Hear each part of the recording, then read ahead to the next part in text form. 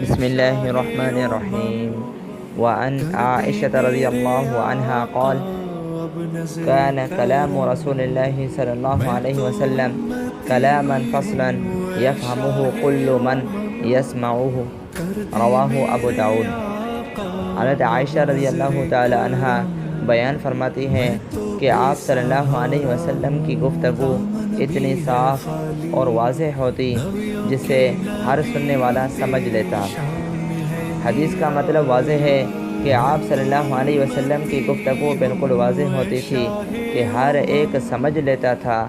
بعض علماء نے فصلاً کا مطلب ٹھہر ٹھہر کر بات کرنے کا بیان کیا ہے کہ آپ کے منہ مبارک سے نکلنے والا ہر لفظ الگ الگ ہوتا تھا، کٹ مٹ الفاظ نہیں ہوتے تھے۔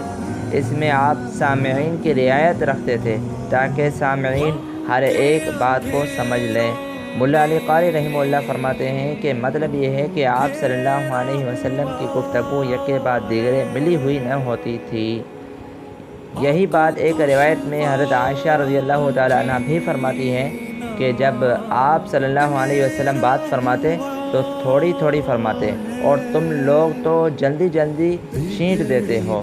اللہ تبارک و تعالی سے دعا ہے کہ اللہ تبارک و تعالی ہمیں اپنے کلام کو، اپنی بات کو سامعین تک پہنچانے کے لیے یہی طریقہ اختیار کرنے کی ہمیں توفیق اور ہمت عطا فرمائے کہ ہمارا ہر جملہ اور ہر لفظ پیغمبر صلی اللہ علیہ وسلم کے الفاظ مبارک کی طرح ہونا چاہیے اور اس طریقے سے بات کرنی چاہیے تاکہ سامعین یعنی جو بات ہماری سن رہے ہیں وہ بات اچھے طریقے سے سمجھ لیں اور اچھے طریقے سے سمجھ میں آ جائے بات۔